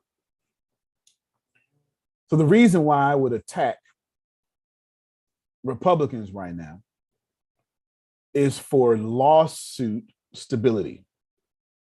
I'm doing damage control. Mm-hmm. And this is extremely important for multiple reasons. Reason number one, there's a huge lawsuit from the poll voting company. Reason number two, there's an extreme civil war happening inside the Republican Party. Reason number three, the Democrats look like the best party, but they have their own civil war. And the problem is, in this civil war, the Democrats have become extremely partisan with the Republicans, not publicly. But you got to remember, these same people, after they argue, go and do shrimp and fish together. It's not like they're not friends. It's not, come on now. Yeah. You're right, you understand. What you're having in this what's the problem right now is what you call progressive. That's the problem. And me and Joel is his name. We were talking about this on his podcast about politics. This is what it looks like right now, y'all. This is way too much information. And just remember, whatever the July 19th, remember I said it. I'm gonna do a Gary V split screen. See, told you, right? Remember I said it. Democrats like guns. But you think Republicans like guns. But Democrats like guns. Republicans getting a lot of blame for things Democrats are throwing rocks and hiding their hands. Now what you have going on is it's election time now. It's always election time. As soon as the president wins, it's election time all over again because that was midterm times. But now it's time to vote for a president. So now what we have to do is we're losing our Republican fan base. Our Republican base, we don't have enough because there's a civil war going on. The people who are, if you look at Phil, you think he's a Republican by his age, his gender, just that, right? Age, gender, race, you say he's Republican. And if you think of the Republican Party, you're going to think age, gender, race, Republican and their spouses. The problem is it's less of Phil than it is of millennials and Gen Xers. Now, that 4 years makes a hell of a difference. It really does. It does. What happens now is the larger voting base is not baby boomers. It's impossible. It's scientifically, mathematically impossible. So what I have to do now is I have to make sure that Gen X, you, Grace, Yes. then Gen Y, me, millennials, and then Gen Z, them weird people behind me. I have to make sure I have to make sure that y'all don't vote unless you vote Republican. So what I have to do now is I have to attack ourselves because the whole world just saw us. Let's just go to 2008. The whole world just saw us disagree with everything a Black man said. It's not by black and white, but I'm trying to tell you what the young people are looking at. Yeah. Then they watched you not want a woman and they wanted a woman. Then they watched you put in Trump, which was a disaster by all intents and purposes. It was a disaster for the world, disaster for at least how young people are seeing it. Yeah. How the non-baby boomers are seeing it. Now what you got to do, since it's election time and you don't want to lose your power, is now what you got to do is you got to look like it wasn't you. It was these Republicans. Yeah. Yes, but Antonio, your base of the head of the base of your power put three of the justices on there, and then they made a boneheaded move to get rid of the Roe versus Wade, and then now they got all the young people stirred up because they ain't going for that. So now they done really screwed themselves up. So now they got to point you to gas prices and stuff and say it's Biden's fault. Exactly. And all the rules of poverty are going to be, that's why I say, let me just talk about this, because this is wrapped all of them in there. And this is why I am nonpartisan. It's the official word for me. I'm nonpartisan, this for sure. I'm nonpartisan. This is why this is a big deal, and what you're going to see is the greatest display of propaganda and psychological operations that the world has ever seen. 4 years later, Phil, we'll do the greatest display again. Like we'll say, hold my beer, let me show you a next one. This is going to continue. We're going to continue to get more devious and devious and devious because we keep making a hole for ourselves that we have to magician ourselves out of, right? We really do. We really do. And he's right to where I said this on this call, or maybe it was a podcast. Donald Trump is one of the most successful presidents of all time. Now, he will go down with historians as one of the worst ever. But everything Donald Trump set out to do but build a wall pretty much got done. And then he put in 3 Supreme Court justices. We can't even say historic. That's not even historic. I bet you it won't ever happen again. I bet you we'll create some amendment to where they won't happen again. Like like FDR did three terms. No. We're not gonna do that no more, right?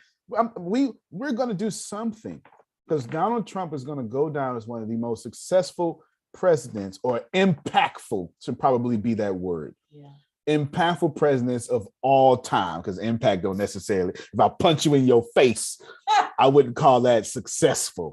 It's definitely impactful, but not necessarily successful. Gangster.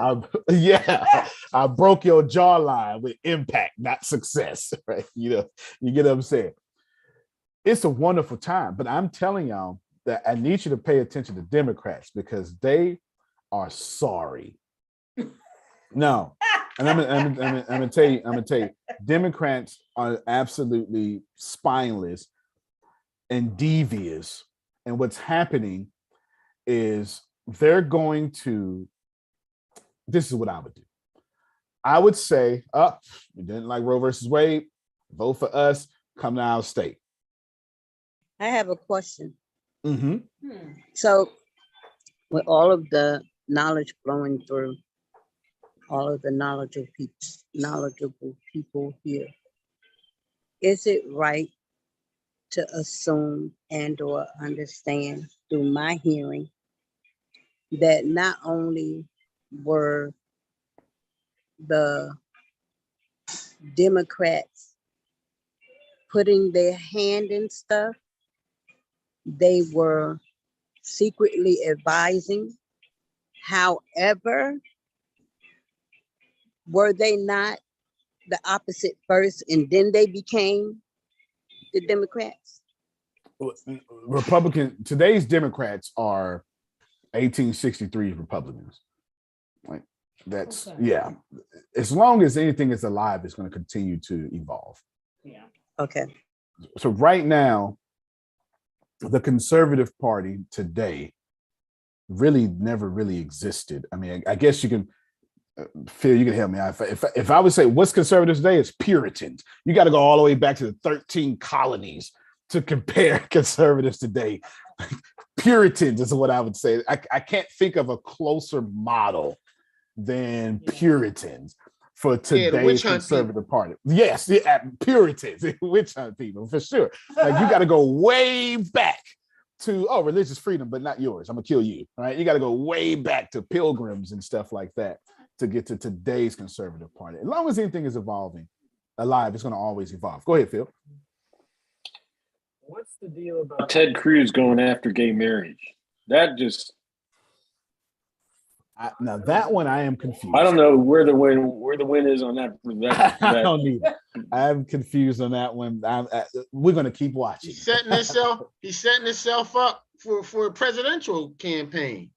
Because there's a lot of quiet people in the closet. You know, they're going to say they ain't saying nothing, but they're just like they were saying, just like they didn't say nothing about abortion. It's all the same propaganda. He's working to his way this time. Ted, I've had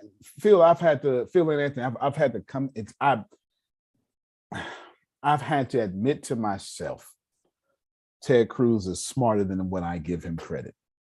And trust me, I didn't like doing it. I promise you, I did not like doing it. I did not. There's nothing about me like doing it. I am very confused on Ted. When Ted Cruz ran Texas, when Ted Cruz ran, all of Texas was behind him. Hell, I was behind Ted Cruz. I was like, oh yeah, great. He was not. That is not the Ted Cruz that ran. As soon as Ted Cruz got in, he flipped. It was amazing. It was amazing. It was amazing. And that's Democrats, though. That's what Democrats are doing. Come on over here, Adonia. You can get an abortion. And Adonia, he is Republican. He is Republican. He's not Republican. He's a different Republican. There's like 4 Republican parties going on right now. You have your traditional Republicans. These are the people who voted for Trump, but they don't support Trump. They're traditional. So you can't make every Republican a butthole. That's not fair. You have and a lot of people who are liberal white men are still Republican. Like this, they're very much so Republican. Not And Antonio. Yes, sir. You know that they tolerated him because he served their objective. That's why they did it. Because you know at one time Trump was a Democrat. You do know that, right? It's a wonderful game. And he even gave money to Hillary Clinton one time. Yeah, it's a wonderful game we play. It's a wonderful game we play. This is why Bill Clinton will go down as one of the greatest presidents alive ever in history, because he knew how to play both sides. I mean, what we call great is gracefully manipulative. Is what we call greats. We have a word for it. We call it partisan. We have a word for that. We call it partisan, because you have to play both sides, so to speak, to get something done. You have to be a fox and a lion. There's a whole book about that called Machiavelli. Right? There's a whole book about that. You have to know when to be a fox, when to be a lion. Go ahead, Phil. He balanced the budget and created a surplus. And created a surplus. He should have said a super surplus. Balanced the budget, created a surplus. And Bill Clinton is one of the greatest presidents in history. And like if there's a top 5, he should be somewhere 3 or 2. And that's only because, I mean, I would probably put him 1, but that's only because he lived in a part of history to where, some things that people did was great for American history, like George Washington being first and all this stuff like that, right? So that'll be a debatable argument. The 4 Republican parties, man. You got your traditional Republican Party. Then what you have now is this. Then you have a pro-life Republican Party. Yeah. That's not the same as the Tea Party. And then somehow, I don't know how this is possible, Phil. Tea Party is right. Then you have your libertarians, which have always been here. They're righter than right. That's what libertarian means. So I guess it's 5 parties. And then you got somehow we went further than libertarian. And I don't understand how that's possible. But then when I think about how we went further than liberal too on the other side, I can see how definitely it's possible. So a libertarian is someone who's like, forget the government, small government, forget everything, just stay out my business. Right? This is super right. We're super right than super right. I don't even know. We're living in the most glorious time. I hope I reincarnate as a scholar 200 years from now, just so I can dissect what's going on right now, because we are living in some of the greatest times to ever be alive. Everyone, 100 years from now, when the sun is crystallizing half the earth, we're going to say, but they knew this was going to happen and they denied it, right? They're going to say crazy stuff like that about us. And yeah, because when you're living it, it's hard to dissect it. Mm-hmm. It's very hard. Why didn't they just believe in Jesus? Well, because they were living in it.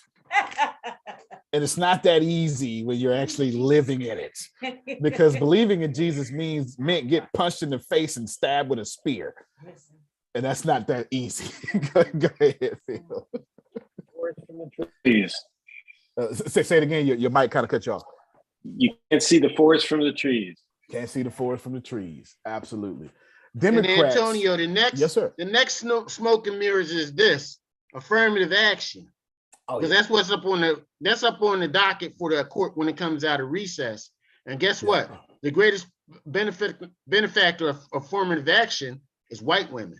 I was just saying it's not black people. So that's what they're getting ready to do now, muddy the water some more. Yep. Well, they're gonna end up going after Plessy versus Ferguson, and I'm going to be very interested to see that. I'm going to be that's what got rid of white water fountains and black water fountains. All right, that's what Plessy versus Ferguson, separate but equal, is what that is. Let's wrap this up. The Congress, there's a great please. It's boring. You will fall asleep. It's absolutely boring. The lighting is terrible, everything, but it's by PBS. It's called Century of Self. 1, 2, 3, and 4. And if you get to 4, You're going to see how they reinvent the matrix, what we're talking about, through politics. And you're going to see it. The wonderful thing, I love documentaries and books so much because it is, if all of y'all were black, this is what I would say. I would say, oh, it's white folk telling on white folk. Yeah. I'm trying to learn. This is what I would say, right? This is what I would say. Century of Self literally tells everything that's happening. It is not a joke. It's not a facade. It's not facetious. It's not with malicious intent. It is genuinely, here's what happened. Here's what's happening. Here's who did it. We got it on camera. Yeah. And politics established the new matrix, which really right now needs no change. And the struggle, I have a lot of white allies because I believe in the white ally. As a matter of fact, you can't change, like black people are never going to get anything changed because we don't write laws. The only way that we can get anything changed is we got to have a white ally to write laws. So the next time somebody like Phil and Susan try to look out for y'all, stop trying to make them not black enough. We ain't gonna get no change unless you let them make it. I am sorry. You got to stop being so damn crucial to your white allies. Relax. It's what it is. We don't write laws. We don't make changes, right? Let white people be comfortable helping you. It just is what it is. Sorry, you ain't gotta like it, but it just is what it is. On top of that, what you have is there's no reason. There's absolutely no reason whatsoever to re-update the system because it is working to perfection. I will have very close white friend of mine who is pretty affluent, and we talk all the time about the most uncomfortable conversations possible because you're not going to make any changes unless you have an uncomfortable conversation. And I was telling my white friend in a very uncomfortable conversation, I was telling him that the problem is I don't want a white savior, but I need a white savior. And this creates extreme conflict for me. This is what I was telling him, right? This creates extreme conflict for me because I'm tired of watching movies and it's always a white savior. And I'm tired of, I got to apply for this and I need the white savior, right? But at the same time, I need a white savior because that's how the system is read. And it creates major conflict for me. And I have no idea what this looks like for you. And then he proceeded to tell me something that blew my mind out my ears. This man said, well, we don't write laws to keep you out. We write laws for other white people to keep them out. We don't even see you as relevant, Antonio. My goodness. We don't write laws against black people. We did that already. We write laws about other white people who are our competition. We just assume you're going to get caught up in those laws. The war is older white versus younger white. You just think the war is black and white, and that's where we got y'all. Wow. In the rising tides. Somebody put the big wild face on. Because I have friends that all we do is have very uncomfortable conversations and we make each other better. And it's never argument. It's never a raised tone or nothing. Like, how are we going to fix something if you don't want to talk about it? Right. It wasn't me that recognized it was talking to an Indian person or maybe a Pakistani, I can't remember which one, who told me the only time I ever see black people, they come out of jail or they go to jail. That's the only thing I see on TV. I didn't recognize that till he told me that. Mm-hmm. Yeah, you got to have these uncomfortable conversations with people. Go ahead, Phil. It's completely off the subject because to circle back, the January 6th committee literally hired a TV executive to produce the hearings. When you watch the hearing coming up, watch it with the idea of, boy, this is a lot different than what it used to be. They literally hired a TV executive to produce the hearings this year. Wow. That's why See it? You'll notice they have videos, they have cutbacks, they have sidebars. See? Yeah, see it? That's because they want y'all to know that. They want y'all to know what happened because it's nothing going to change from as far as like, that's a different agenda. Whenever, if you want to see C-SPAN, when you watch C-SPAN, the filter is going to be dark. The angle is there is no this is what I call the church angle.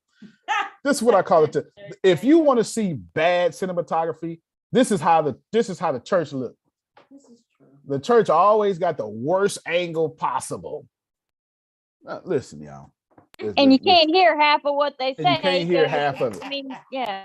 You can't hear half of it, for sure. For sure. All of these are rules of poverty. They are real. They ain't going nowhere. Your job is to account for them. This is not changing. They don't like Phil. They don't like Chiquita. And they see Phil and Chiquita as the same person. And to think otherwise is uncivilized, to borrow from Charles Barkley from the 80s. It is genuinely uncivilized. They don't like any of you. They don't like me. Well, actually, they quite like me. They quite like me. They quite like me. They don't like you whatsoever. They're going to try to use 48 laws of power on you. Bring you in until you be irrelevant. You be so far in with them, you won't be bucking the system. That's how they're going to do you. That's exactly how they're going to do it. They'll be like, how they group economics. And Tony, don't worry about that. Don't worry about that. And I come back here next Monday, Queen Chi. All right, everybody. This is closed. We're not doing this no more, right? Because group economics is the worst thing to possibly say to the status quo. Because if everyone is in group economics, why vote? Why would you vote if no matter what happens, your group is going to protect you? Black people is the 8th largest economy in the world. The 8th largest. 8th largest economy in the world. It would be the 8th largest country. Hear me very well. You've never seen a Democrat or a Republican try to campaign for the Jewish vote. You've never seen it. You never seen it. Because they already have the Jewish vote and the Jewish money. So what you see is us doing the most hypocritical things on the Israel and Palestine border. The most hypocritical things possible on the Gaza Strip. Because we will make sure at all costs that we will not violate anything of Jewish anything. I'm not telling you we should. Nobody should be violated. I'm just telling you, when you got that much power, you better not say nothing against our people.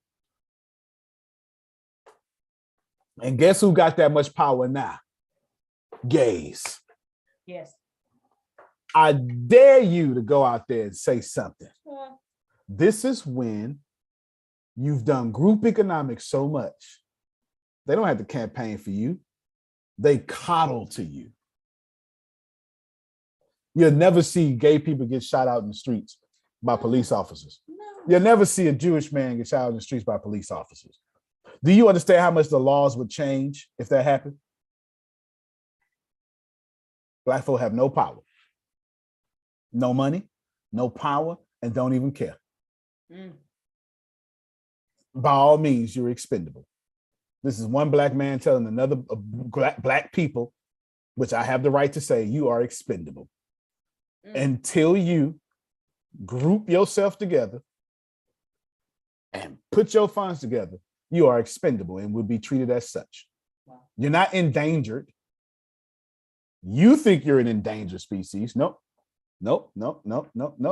Women, they're going to take your cells without your permission, do tests on you without your permission.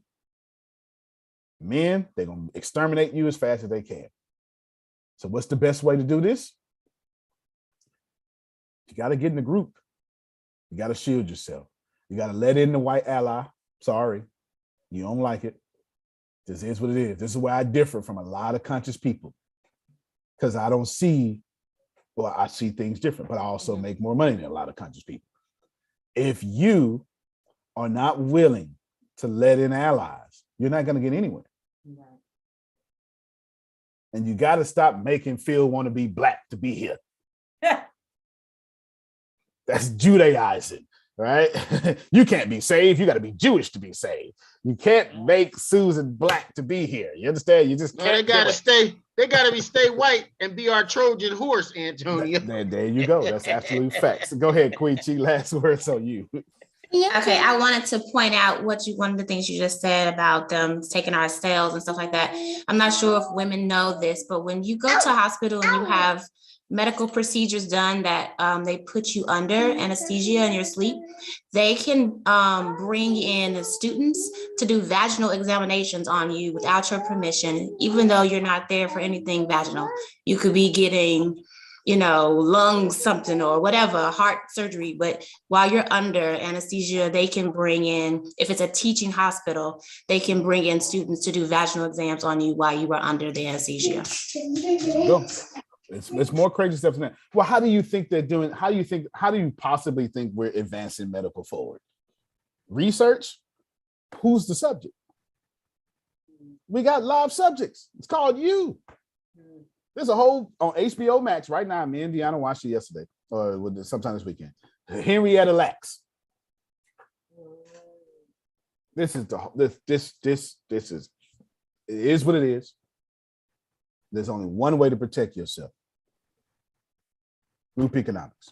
Do you have to like it? No. But the mere fact that it's so resistful, Jerome, tells you I'm on to something. Because you ain't resisting poverty, and that's for sure. You got no resistance for poverty. Oh, but that let's come together, that's where we at. So let's end with this here. The rules of poverty are out here. I strongly suggest, this is why I wanted y'all to read 33 Strategies of War. 48 Laws of Power would be rules of psychological brain functioning. 33 Strategies of War, they're so relevant. They're happening right now. This is how they uphold our, they got 33, thank God for books. I read 33 Strategies of War a long time ago, and I was like, I cannot believe they let this man write this book. Right, if he's still alive. He's still alive. Robert Greene should be dead. No offense, but there's no way that they just let this man write this book. Idiot. But I guess this is so big and so thick that wasn't nobody gonna read it. He is a historian. 33 Strategies of War happening here right now. Just so you like, just to be clear, time me for 2 minutes, Grace. Just to be clear, 33 strategies. There you go. I understand. I'm gonna sound some of these words out. Just all right, here we go, right here. Just to be clear. Here is my notes for 33 Strategies of War. They're extensive. Part 1, part 2, part 3, part 4, part 5, and then I got all these details. But let's just look at this real quick.